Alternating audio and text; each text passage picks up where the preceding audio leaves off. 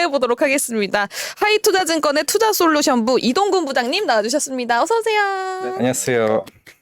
저희 대본에는 박수 짝짝짝 써 있거든요. 박수 짝짝짝 치셔야 됩니다.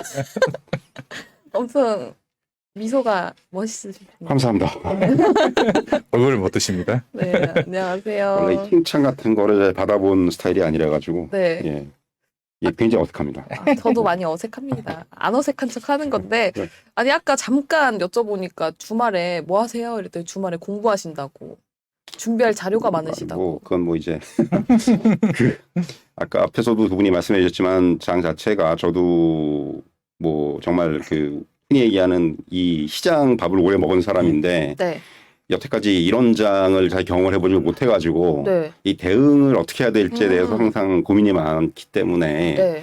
뭔가 좀 준비를 많이 해야 돼요. 그러니까 대응 어차피 이래도 틀리고 저래도 틀릴 거면은 좀 알고라도 틀려야 되기 때문에 네. 예, 그런 부분들이 굉장히 중요한 거죠, 사실은. 지금 시장이 뭐 저만 그런 게 아니고 대부분 시장에 오래 계신 분들이 다 비슷한 생각을 가지시더라고요. 그러니까 이렇게 그 예상이 빗나가고 잘 안 맞는 시장은 참 없었다는 말씀도 많이 하시고 네. 아까도 이제 그런 말씀하셨잖아요. 뭐 이제 7월 5일날 그 얘기도 하셨는데 예, 그 지금 딱 그래요. 그러니까 이게 좀 뭐 시장 그러니까 오히려 그러니까 어떤 그 선입견을 가지고 시장을 그러니까 오래 있는 사람들은 아무래도 그 시장에 대한 타성이라든가 선입견이 있을 수밖에 없거든요. 네, 일정 네. 부분은 네.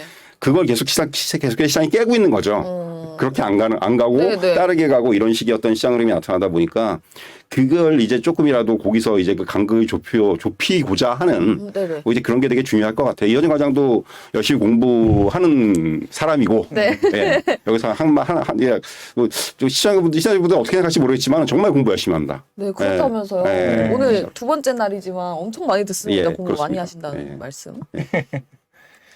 아닙니다. 일단은 뭐 시작과 함께 저도 아까 금방 얘기했던 주제가 미국과 중국 갈등. 네.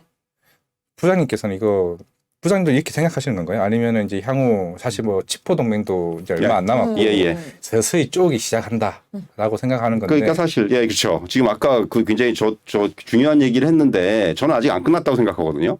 이게 이제 결국 단기적으로는 뭐 페로시 하원 의장이 한번 쭉 한번 돌았죠. 훑었어요. 훑었다는 표현이 더 정확한 것 같아요. 네. 예, 그러면서 이제 이게 단기적으로 이슈가 끝난 것이라는 어떤 그런 그 뭐랄까 안도렐리 이런 부분들이 좀 시장에서 나타나는 측면이 있는데 저는 이게 굉장히 장기화될 거로 봐요. 단순히 뭐 페로시 하원 의장의 어떤 순방 문제가 아니고 그러니까 지금 어떻게 미국의 입장도 요번에 이제 바이든 대통령 사실 페로시 하원 의장이 그 가는 것에 대해서 좀 굉장히 막았죠. 이게 좀 말리고 막았습니다. 이게 왜냐하면 미국의 어떤 그 지금 기본적인 대외 정책 중에 하나가 전략적 모호성이라는 게 있는데 그러니까 페로시 시장이 이렇게 딱 가가지고 대만 편에 들어버리면은 네. 이 전략적 모호성이 깨질 수가 있는 거죠. 그래서 이거는 뭐 바이든 대통령 마찬가지고 미국의 어떤 그 정책 당국 쪽에서는 이거는 공식적인 입장이 아니다라는 걸 굉장히 강조를 했어요. 네. 그러니까 미국이 물론 중국과 지금 대립구도에 있지만은 이렇게 갈등으로 가길 원하진 않습니다, 절대로. 그러니까 중국의 입장은 그런 거죠. 뭐 아시겠지만은 뭐 언론에서도 그런 보도들이 많이 나왔는데 중국은 결국 미국은 못 때려요. 네, 뭐 이게 지금 그런 얘기 나왔잖아요. 뭐 무슨 뭐 그 수송기에다가 뭐 쏠 것이다 뭐 이런 네, 얘기도 네, 예, 네. 그런 음모론들이 많이 나왔는데 네. 그건 애초에 불가능한 얘기예요, 사실은. 그건 불가능한 얘기고 대신에 지금 대만을 굉장히 괴롭히죠. 그러니까요. 그러니까 뭐 대만 상공으로 미사일 왔다 갔다 하고 어제 속보 계속 보잖아요. 그리고 뭐 이제 그 수산물 뭐 과자 이런 거 다 수입 금지해 가지고 우리나라 관련주들 오르고 이런 상황들을 발생시키는 거죠. 네. 근데 이거는 굉장히 또 그러니까 이게 중국이 지금 굉장히 지금 크게 삐쳤기 때문에 대만에 대한 어떤 이런 제재가 상당히 전 오래 기간 동안 압박으로 들어갈 거라고 생각을 해요. 네. 그러니까 이게 근데 이제 이게 어떻게 보면 미국의 입장에서는 이렇게 이번에 이제 그 페로시 하원 의장의 대만 방문을 그 어떤 기회로 삼을 수 있는 부분이 결국은 중국이나 미국이나 지금 정치적으로 봐서는 굉장히 그 바이든 대통령도 그렇고 시진핑 주석도 그렇고 이게 좀 뭔가 모멘텀이 필요하죠. 그러니까 바이든 대통령은 당장 이제 중간 선거를 앞두고 있는데 지금 예상 결과 봐서는 압도적으로 질 것 같단 말이에요. 네. 뭔가 여기서 이제 좀 반전의 계기를 마련하려는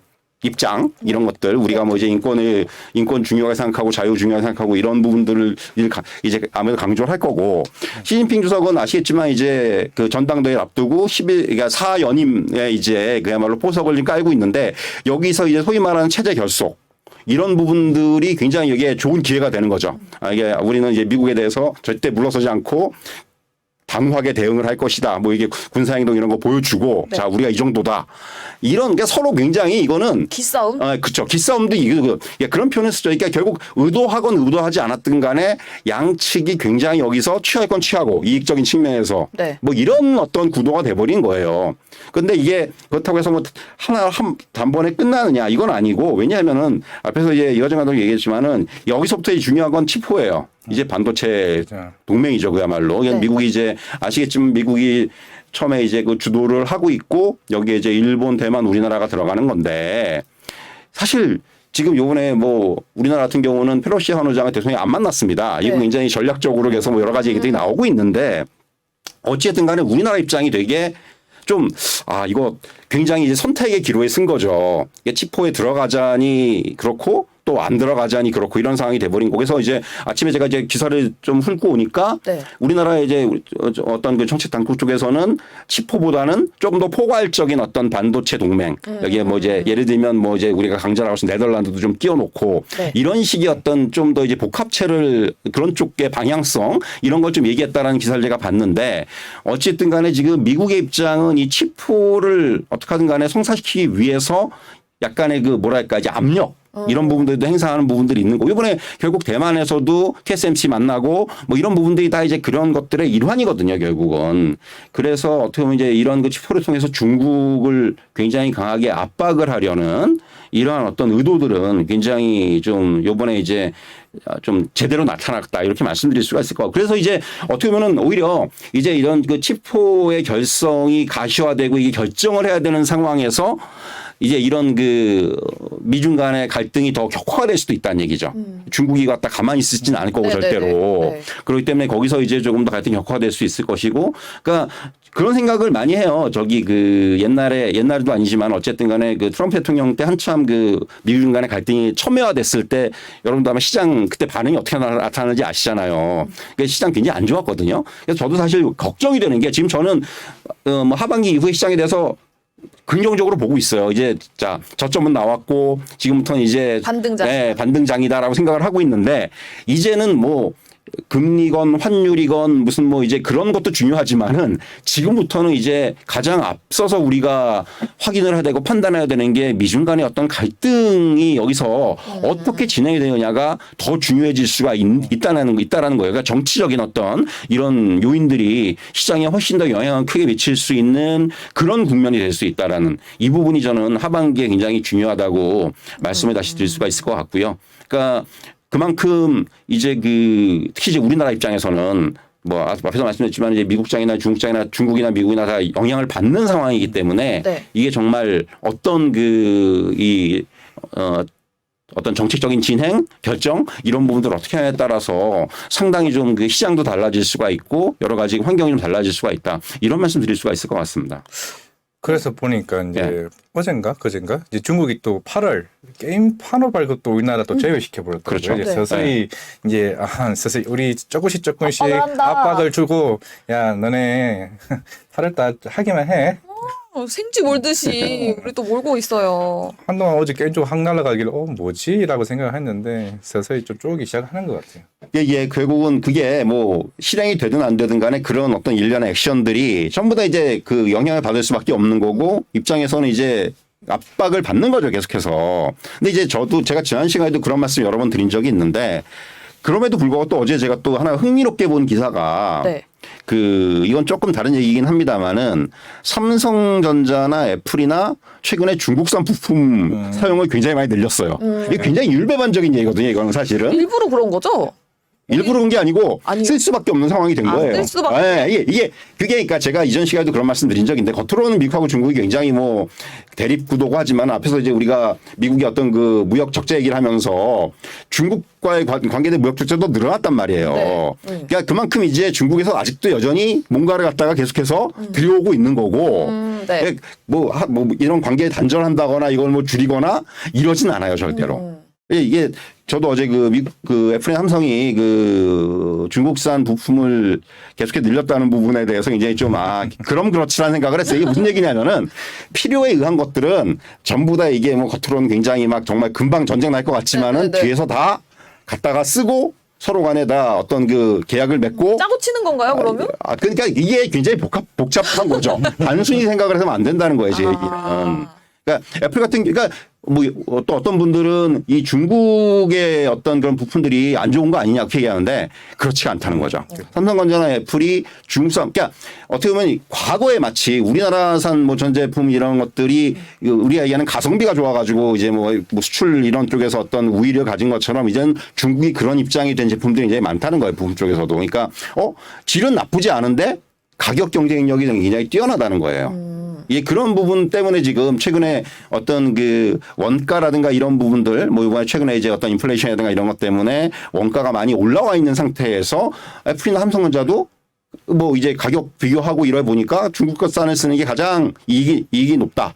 이런 고려 때문에 이제 쓰는 거거든요. 그런 게 사실은. 네네. 이익적인 측면. 그렇죠. 그렇기 때문에 사실은 이게 이익을 위해서라면은 사실 표면적인 어떤 이런 분쟁이라든가 이런 부분들은 오히려 또 뒤로 밀릴 수도 있는. 그러니까 이게 굉장히 이율배반적인 거예요. 그래서 딱 이런 것들을 어떤 하나의 잣대로 봐서는 안 된다는 거예요. 그때 상황이 달라질 수가 있는 거고 또 뭐 하여간 여러 가지 그 복합적으로 좀 고려해야 되는 그런 사항들이 있다라는 부분. 그건 또 여러분들께서도 염두에 두실 필요가 있을 것 같아요. 네, 그럼 댓글 하나만 읽고 갈게요. 오마이갓 흥미님. 제가 맘대로 OMG HM이라서 손흥민 생각나가지고 이렇게 그냥 할게요.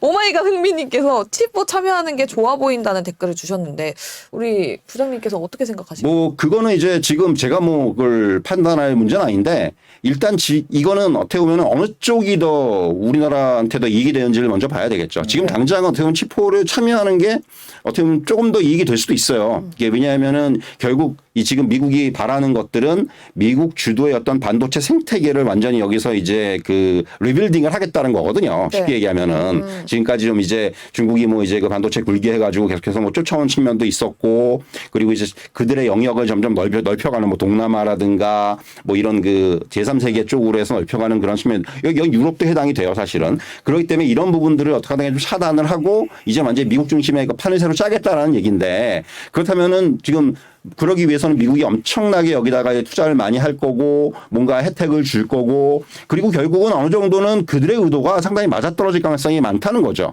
그렇다면 이제 그렇게 좀 어느 정도 예상이 되는 측면에서는 분명히 치포에 참여하는 게 우리나라에서는 이게 물론 그 우리가 하는 건 그런 거예요. 그렇기 때문에 중국과의 어떤 관계라든가 네, 또 이제 그쪽에서 이제 어떤 그 수출 뭐 수입 이런 부분들에 차질이 생긴다는 건 있는 건데 결국 그런 것보다는 지금 당장으로 봐서는 조금 이게 좀 유리해 보이긴 해요. 그러니까 어떤 게 아주 냉정하게 얘기해서 물론 그거는 이제 향후의 상황을 봐야 되겠지만은 그래서 이제 제가 앞서도 잠깐 그런 거 드렸지만은 이게 단순히 치포가 아니고 저도 사실은 물론 지금은 이제 미국하고 중국하고 이렇게 갈등이 워낙 첨예하게 벌어지고 있는 국면이기 때문에 어쩔 수 없는 건데 저는 조금 더 이런 그 반도체 동맹이 하려면 조금 더 포괄적이 돼야 된다고 생각을 해요. 단순히 뭐 한국, 대만, 일본, 미국 이거 뿐만이 아니라 여기에는 정말 그 뭐 네덜란드 같은 나라가 들어가야 된다고 생각을 해요. ASML 때문에라도 들어가야 된다고 생각을 하고요. 네. 이거는 뭐 그건 워낙 그 지금 갑중의 갑이니까 그런 부분들이 조금 더 포괄적으로 이루어지는 게 모양도 더 좋고 그리고 이제 어떤 그 이 산업적인 측면에서도 조금 더 이제 그 좋은 것이 아닌가 하는 생각을 하게 됩니다. 안 그래도 인텔이 어제 이탈리아랑 10조짜리 증설 얘기도 나오고 서서 유럽 쪽으로 방향을 이제 지켜가는 것 같긴 한데 결국에는 지금 제가 봤을 때는 어제 윤석열 대통령 그 얘기를 하더라고요. 미국과의 관계와 중국의 맞춤형 전략을 가겠다. 이 답이 뭐야? 그러니까요. 그런 얘기도 있잖아요. 뭐 사드 배치를 추가하겠다. 뭐 그런 얘기도 있고.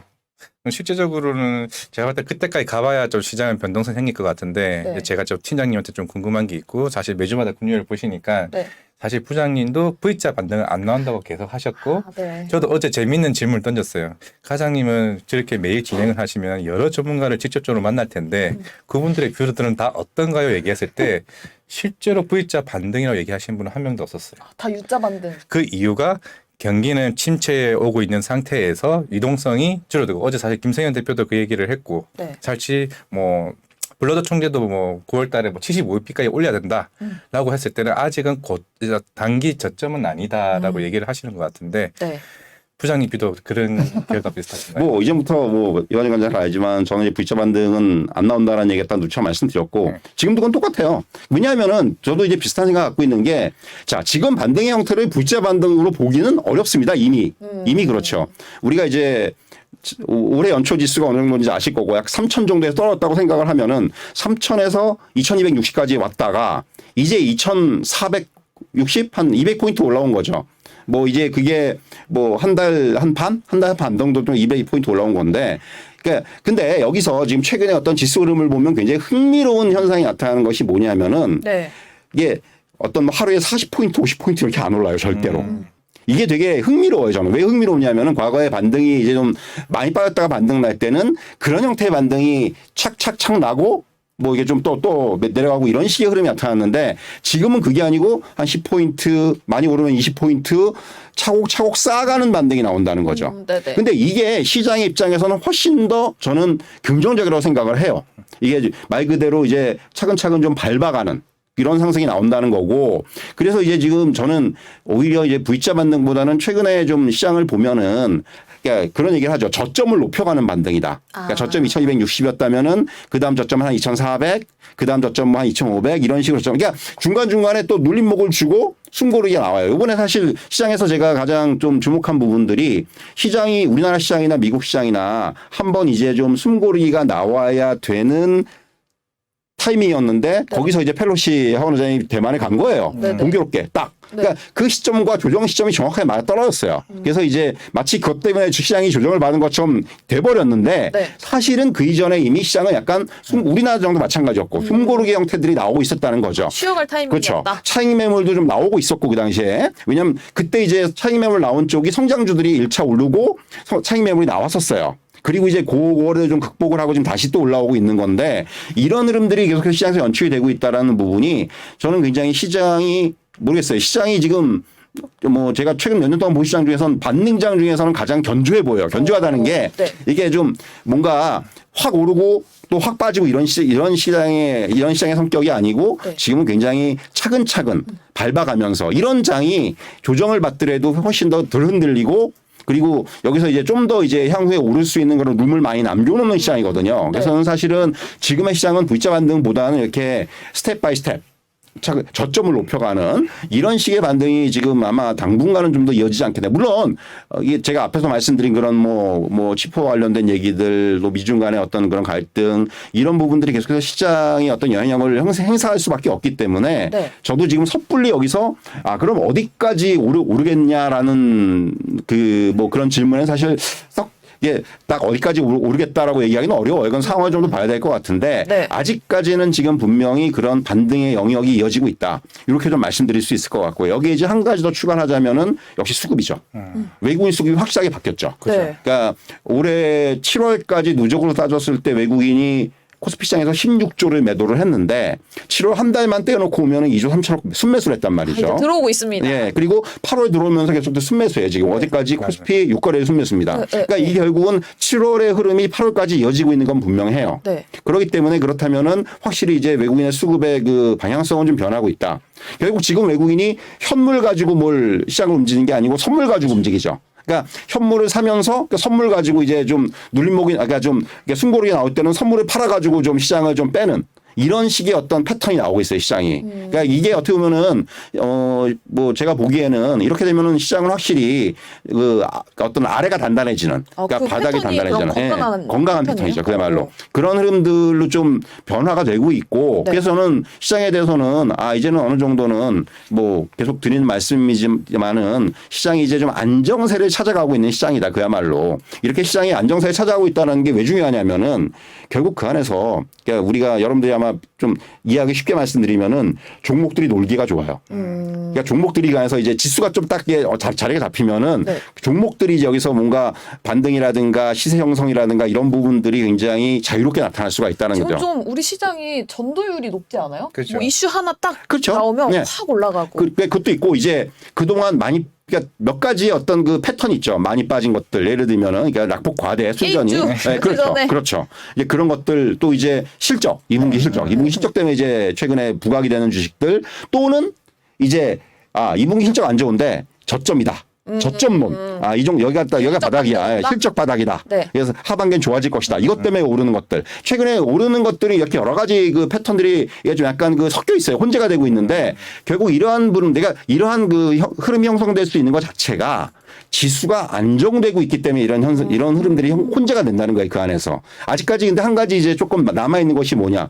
주도주가 등장하지 않는다는 거예요. 그러니까요. 예. 여기서 이 주도주까지 등장하면은 시장은 이제 확실하게 이제는 좀 바뀌었다는 거를 이제 다 이제 좀 안심을 할 수가 있는데 아직까지 그런 국면은 아직까지는 철저하게 여러분도 아마 시장 보시면은 지금 시장은 순환매입니다. 너무 좋은 예, 계속 돌아가요. 계속 돌아가요. 그렇기 때문에 이제 여기서 마지막 남아있는 과제가 있다면은 말씀드린 대로 그러니까 주도주가 하나. 주도주가 이제 딱 치고 나가는 그런 업종, 종목 이런 것들이 좀 등장을 해줘야 한다는 얘기죠. 주도주가 등장하는 순간이 이제 진짜로 안정을 찾았다라고 말을 그때 이제 시장의 어떤 그 상승의 여력이 그때부터는 조금 더 본격적으로 나타나지 않겠느냐. 근데 저는 그거는 지금은 그렇게 쉬워 보이지는 않아요. 딱히 뭘 주도주로 이렇게 픽을 해내기가 정말 어려워요. 말씀드린 대로 여러 가지 그 요인들이 혼재돼서 오르는 시장이기 때문에 기본적으로 지금 워낙 많이 빠져 있는 데 대한 그런 이제 반등의 영역이 제일 크고 말씀드린 여러 가지 영역이 좀 섞여 있어가지고 그거는 저는 아직까지는 조금 더 확인을 해봐야 될 것 같아요. 네, 알겠습니다. 그래서 최근에 보니까 이제 설문조사들을 많이 하시더라고요. 하반기에 주도주 약간 얘기 나오시길래 네. 그래서 저도 한 투표를 했어요. 어디에 투표하셨어요? 그러니까 나온 게 바이오가 있었고 그러니까요. 그리고 2차 전지인데 폐배터리 요즘에 성일 하이텍 상장했죠. 또 어찌 세빛섬인가 그 종목 하나 나왔었고 그리고 게임주가 어제 미친 듯이 오르니까 물론 공매도 쇼스 커버링 얘기도 나왔었고 그리고 방산주가 추가로 더 올라간다는 얘기가 나왔었거든요. 제가 투표한 거는 바이오였거든요. 저 마음속으로 바이오 생각하고 있었는데. 저 개인적으로 바이오 좋아하거든요. 그래요? 그게 한 10개 종목 추천하면 그게 한 5개 종목이 바이오입니다. 그래요? 바이오에 심의했구나. 그러니까 요즘에 바이오의 흐름이 좀 심상치도 않은 것 같고 계속 M&A 이슈도 나오고 있는 것 같고 물론 폐배터리는 조금 길게 봐야 되는 거 아닙니까? 배터리는 아직까지 지금 최근에 말씀하신 그 업종 내에서의 좀 뭔가 다코스의 신규 상장이 어떻게 보면 지금 주가를 좀 끌어올리는 측면이 분명히 있는 거고 그거는 지금 아직까지 산업적인 측면에서 이제 시작의 단계이기 때문에 그게 이제 정말 수익으로 연결이 되고 이러기까지는 시간도 많이 걸릴 것이고 계속해서 약간 테마성의 움직임이 나타날 수밖에 없다고 생각을 해요. 사실 그래서 저도 지금 이현 과장이 말씀하셨지만은 그렇다면 뭐가 좀 주도를 할 수 있을 것이냐라고 저한테 물어보시면은 답하기가 되게 어렵네요, 이게 생각보다.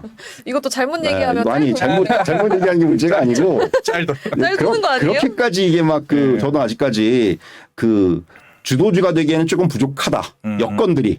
이런 지금 업종들의 어느 섹터든지 간에. 그런 생각이 좀 들어요. 그렇기 때문에 아직까지는 산업의 측면에서 봤을 때는 2차전지 같은 것들이 아무래도 시장의 좀 중심에서 주목을 받을 수밖에 없을 것 같은데 다만 이제 그 안에서 최근의 움직임들을 보면은 오히려 이제 우리가 얘기한 대표주들보다는 밑에 따라 있는 종목들이 아무래도 이제 주목을 좀 못 받다가 최근에 좀 치고 올라오는 이런 분위기들이 형성이 되고 있기 때문에 아직까지 그런 부분들을 좀 더 확인해 봐야 될 것 같고요.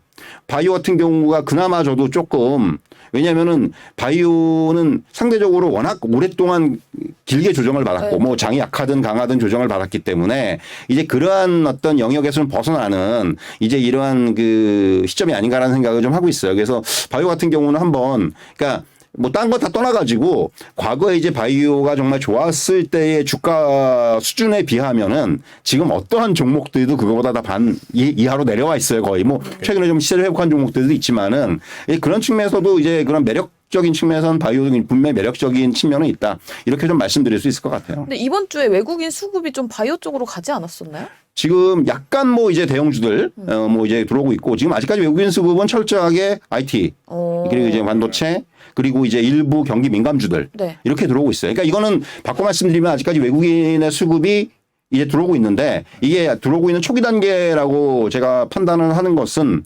아직까지는 이게 종목이라든가 이런 쪽으로 뭐 세부적으로 들어가지는 않아요.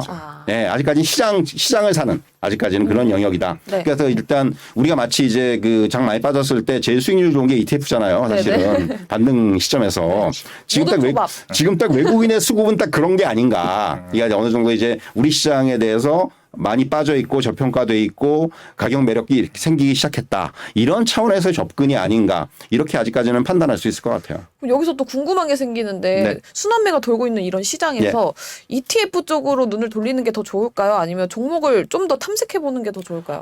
이거 굉장히 좋은 질문인데 사실은 제가 어제도 똑같은 질문 하나 똑같은 질문 그래요? 받았어요. 근데 자.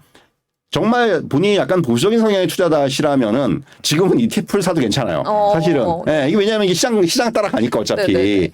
다만, 근데 지금 어떻게 보면은 이제 주식을 조금만 해보신 분들은 그런 표현들을 쓰죠. 먹을 것 많다. 오히려 현금만 있다면 현금이 없어 문제인 거지 다 물려 있어가지고 현금만 많으면은 지금 어떻게 보면은 먹을 수 있는 건 굉장히 많아진 시장이 됐죠. 가격 메리트가 생겼고 이제 그리고 제가 이제 최근에 그런 말씀을 드리는 하나의 어떤 그 근거가 될 수 있는 부분들은 바이오도 바이오지만은 게임주라든가 이런 쪽에서의 어떤 그 가격 메리트가 생기기 시작했다는 거예요. 그러니까 작년 사실 11, 12월 이런 때 워낙 그 뭐 게임이니 메타버스니 ETF니 NFT 이런 것들이 워낙 많이 좀 시세가 그 오버슈팅이 되는 바람에 사실 그 투자자들께서 약간 환상을 가지고 계실 수가 있어요. 근데 그 환상은 다 깨졌어요 이미. 다 깨졌고 이제 완전히 그 바닥까지 와 있습니다. 기어다녔잖아요. 그런 단계이기 때문에 그렇다면 이제 그런 것들이 가격 메리트 생겼고 요번에 이제 2분기 실적을 보니까 뭐 카카오 게임즈라니까 이런 것들 실적이 좋아요. 네.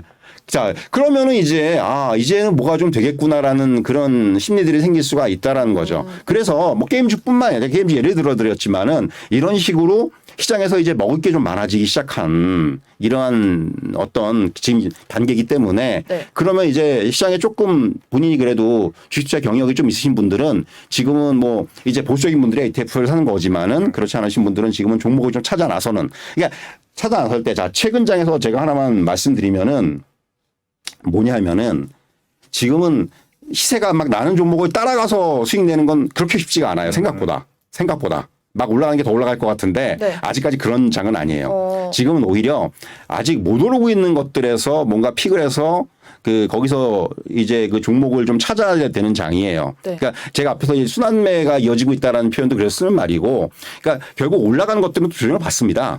최근에 흐름을 보면은 뭐 그런 부분들을 감안하면은 결국은 지금은 어떤 그 추격 매매보다는 지금은 저점 매수의 영역에서 철저하게 올라오면은 정리하고 다시 갈아타고 이런 식의 매매가 오히려 지금은 수익률을 좀 극대화하는 이제 그러한 어떤 지금 그 대응 전략이 아닌가라는 생각이 들어요. 그래서 지금은 아직까지는 그러니까 결국 추격 매매라는 건 장이 어느 정도 완전히 이제 간다라고 생각을 했을 때 가능한 거예요. 엄밀히 얘기하면은 아직은 그런 영역은 아니다. 이렇게 지금 그리고 다시 한 번 말씀드리지만은 저점에서 살 게 꽤 있어요. 지금 사실은 엄밀히 얘기하면 그렇기 때문에.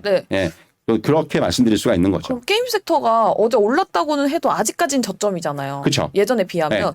그러면 게임주에 계속 올라타 있는 건 어떻게 생각하세요? 지금 가지고 계신 분들은 저는 조금 더 가져가셔도 될 것 같아요. 사실은 이제 왜냐하면은 결국은 그런 거죠. 그러니까 그 게임주들이 지금 가장 큰 매력은 상반기보다 하반기가 나을 것이다라는 어떤 그런 실적도 그렇고 어떤 뭐 신작 발표라든가 이런 부분도 그렇고 결국 그런 건데 다만 이제 한 가지 조심해야 되는 것들은 지금 결국 게임사들은 작년 11월, 12월에 이제 주가를 끌어올렸던 논리들은 신사업에 대한 이런 접목이라든가 이런 부분에 대한 기대감들인데 아직까지 그런 것들이 실적으로 구체화되거나 하는 부분들은 아직까지는 아니에요. 그러니까 그런 것들에 너무 이제 그런 재료 가지고 올라온 종목들이 또 분명히 있거든요. 지금 보면은 아직까지 그런 단계는 아닙니다. 그렇기 때문에 이건 거기서 좀 약간 구분을 해야 된다는 거죠. 실적이 정말 좋고 이런 종목들이야 상관이 없는데 아직까지 그렇게 이제 또 기대감들 이런 부분들 때문에 주가가 올라오는 이런 종목들은 조금 아직까지는 저는 좀 그 가려놔야 된다. 이런 말씀을 드릴 수 있을 것 같아요. 네. 지금 시장에서 여전히 옥석 가리기는 중요하다. 그렇죠. 중요하다. 네. 혹시 게임 하세요? 게임 선생님? 엄청 좋아합니다. 어제도 오랜만에 게임을 하고 잤어요. 어떤 게임? 공부할 시간도 없으실 텐데 게임도 하세요?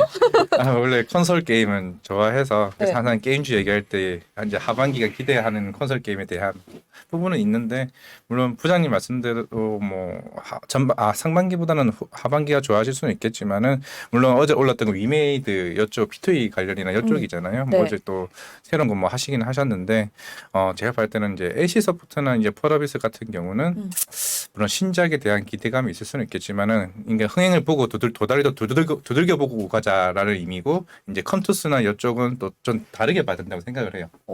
어떻게요? 왜냐면은 NC 소프트나 펄어비스나 크래프톤 같은 경우는 일반적으로 우리 모바일 게임이나 이제 그런 무슨 게임이라 하죠? 학령 아이템 게임인 반면에 네. 이제 위메이드나 이쪽 같은 컴투스는 이제 이 부분은 이제 결국 P2E 쪽으로 플랫폼을 바꿔가고 있는 상황이거든요. 네네. 흐름 자체가 달라지는 상황에서 물론 어제 카카오 캔지가 실적이 잘 나왔던 건 우마무스메나 그 또 오딘 뭐 대만 좀 잘 됐던 이슈도 있었던 거고 네.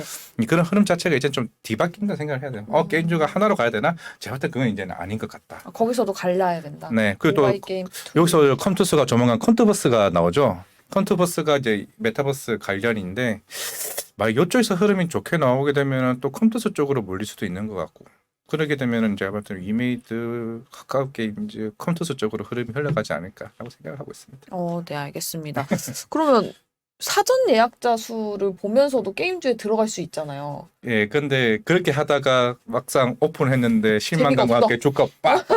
네. 나 제가 볼 때 바이오보다 더 무서운 게 게임주가. 그러니까요. 이게 뭐 기대감 때문에 이만큼 상승을 했다가 막상 해보니까 재미없어. 이런 얘기 나오면 또 쭉 떨어지더라고요. 이게 우리가 알고 있는 사이에 쑥 빠져. 매출액 수익 나왔네. 아이고 뭐야. 그런 흐름들이 흘러가 버리니까 네. 어쩔 수 없는 것 같아요. 그럼 두 분 다 아까 바이오를 말씀을 주셨잖아요. 네. 조금 그나마 좀 주도할 수 있는 섹터가 바이오가 아닐까라는 말씀을 주셨는데 제가 알기로는 9월 달에 바이오 관련한 학회들이 엄청 많다고 들었거든요. 내일 또 당장에 폐암학회도 열리고 있고 네. 어제 뭐 저도 손님이 전화가 오는데 5시인가? 안국약품 왜 올라요 하길래 18% 올랐더라고요. 그래서 왜 내가 올랐어요? 그냥 바이오가 다 좋아서 이렇게 얘기를 했는데 네. 폐암학회 열리는 건 알고는 있었어요. 알고는 있었는데 네. 이게 뭐 실제로 뭐 폐암학회가 사실 큰 이제 우리가 알고 있는 3대 학회는 아닌데 근데 이런 이슈가 나왔다는 거는 글쎄요. 이제 어느 정도 바이오에 대한 흐름이 어느 정도 저가 흐름이 나오지 않았나 또 생각을 해볼 수가 있을 것 같아요. 그럼 다시 생각을 좀 해보면 조금이라도 있는 이슈에 사람들이 엄청난 큰 관심을 가지고 있는 상황이 맞을까요? 일단 관심은 많고 자꾸 저도 이제 텔레그램이나 여기서 계속 보면은 바이오 사자 왜 다들 노래를 부르는지 모르겠어요.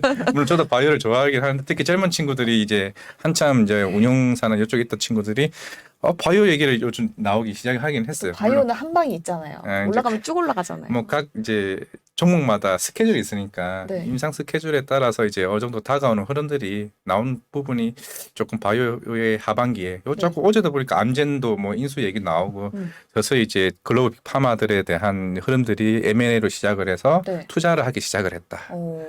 그럼 접근하게 되면은 바이오 흐름이 심상치 않다. 봐야 되지 않을까 싶어요. 네, 바이오 여러분 바이오 메모해 두셔야 됩니다. 그리고 길게 본다 하시는 분들은 2차 전지 메모해 두시고요.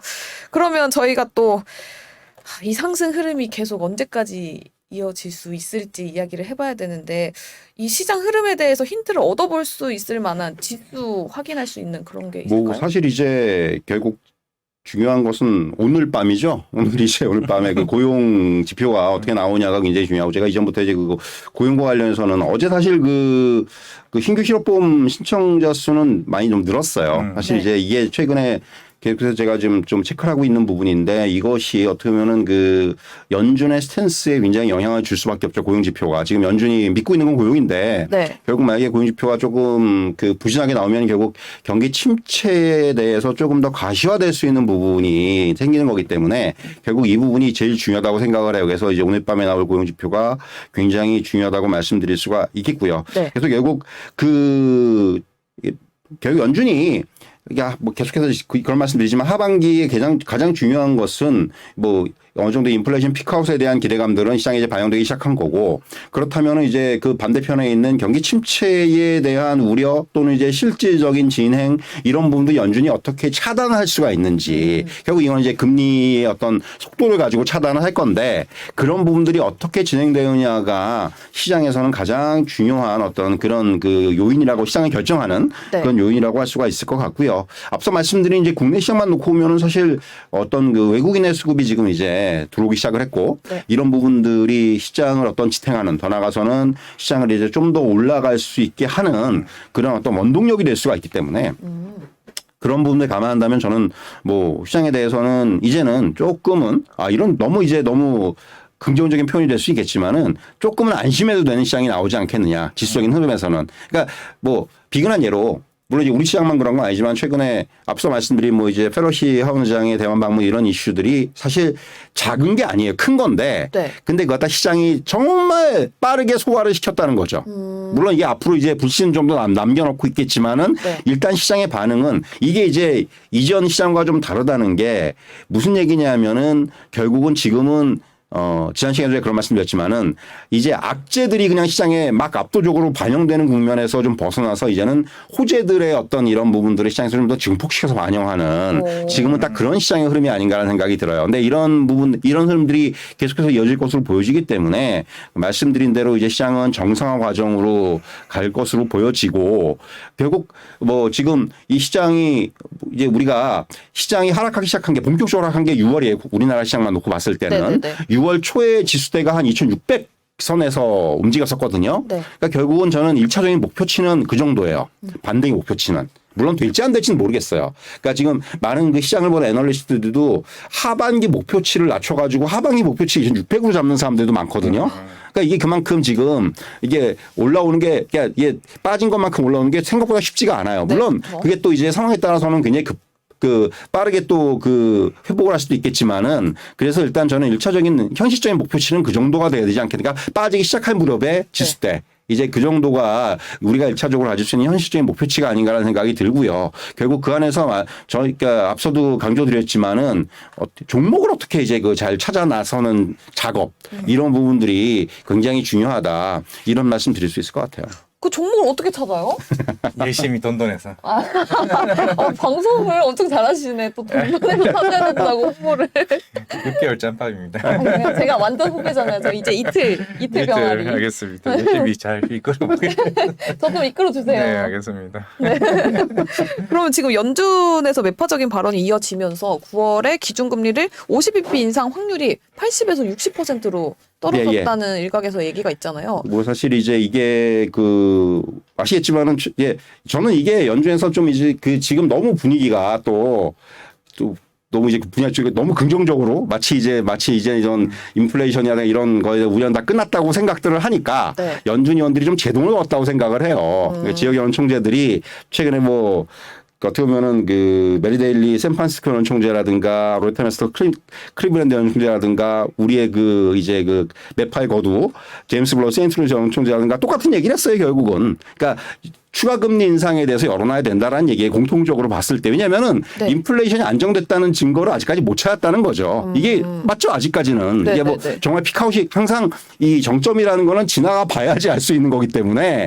근데 이렇게 이제 물론 정점이라고 이제 대략들은 생각들을 하고 있지만은 하지만 아직까지 이렇게 경고 발언들을 내놓을 수밖에 없는 게 제가 이전 시간에도 그런 말씀드린 적이 있는데 자 지금 인플레이션 물가 상승률이 한 8%대 이렇게 됐는데 자 여기서 이제 피크아웃을 쳤다고 하더라도 그래서 이제 하루아침에 이 물가 상승률이 막 2% 3% 됐느냐 그거 아니라는 얘기입니다. 한 6%대 이런 데서도 한참 동안 머물러 있을 거예요. 자 6%면 굉장히 높은 물가 상승률이에요. 그렇죠? 그거를 이제 사람들이 다만 무감각해지는 거죠. 8% 9%까지 올랐다가 6% 오르면은 굉장히 이제는 낮아진 게 아닌가라고 생각을 하는데 절대적인 수치로 봐서는 굉장히 높은 수준의 물가인 거예요. 그런 흐름들이 굉장히 앞으로 저는 그런 정도의 물가 상승률이 한 2, 3년 정도 갈 거라고 생각을 해요. 개인적으로. 그렇기 때문에 그런 부분들에 대한 저는 노티스라고 생각을 합니다. 지금 연준 위원들의 발언은. 그리고 너무 지나치게 시장이 이제 또 흥분을 해가지고 여기서 최근에 보면은 미국 시장 마찬가지 성장주들의 급반등이 나타나고 이런 흐름들이 있는데 시장이 이제 이런 것들을 너무 이제 호재로만 해석하는 것에 대해서 어느 정도 이제 좀 경계 심리를 내비치는 거라고 저는 생각을 하고 있고요. 그리고 이제 무엇보다도 근데 이제 연준위원들이 이렇게 발언들을 하더라도 결국 9월달 기준금리가 9월달에도 또 한 번만 자이언트 스텝을 밟는다? 네. 저는 그건 어렵다고 봐요. 저도 네, 그건 뭐 저는 그거는 굉장히 어렵다고 보고, 그러니까 어떻게 보면 연말에 지금 그 파월 연준의장이 제시해 놓은 기준금리의 레벨을 보더라도 여기서 자이언트 스텝을 밟으면은 그 다음에 금리 스텝이 꼬여버리거든요. 네. 그래서 이제 그러기는 좀 힘들어 보이고, 아직까지는 현실적으로 봤을 때는 9월달에는 50bp 인상이 저는 유력하다고 생각을 하고 있고, 또 하나 이제 최근에 뭐 ISM 제조업 지수라든가 이런 부분들을 보면은 이제 앞에서 제가 고용 지표도 말씀드렸습니다만은 네. 결국 이런 지표들이 조금씩 이제 꺾이고 있죠.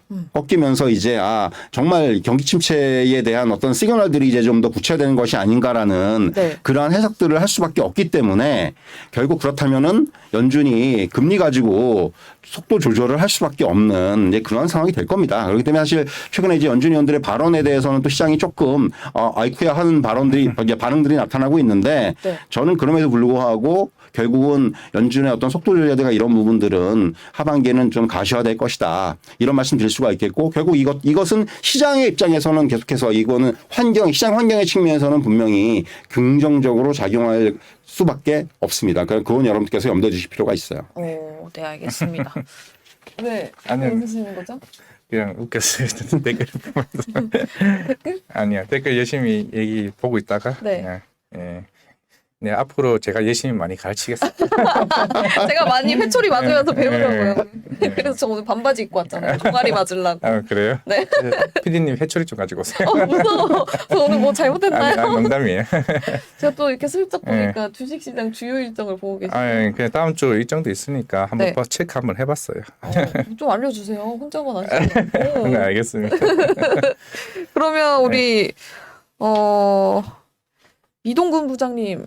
네. 네, 이동근 부장님 하실 말씀 더 혹시 전화부터 그만 말하고 싶다고 절레 막 이렇게 왜요? 더 시간이 너무 많이 됐어요 지금. 이게 네. 뭐 이 얘기를 너무 제가 길게 한 것 같아가지고. 아니요, 네. 공부해서 좋았습니다. 저 빨리빨리 이제 공부해야 감사합니다. 늘어나거든요. 오늘도 좋은 말씀 많이 해주신 이동근 부장님 감사합니다. 네, 감사합니다. 네. 네.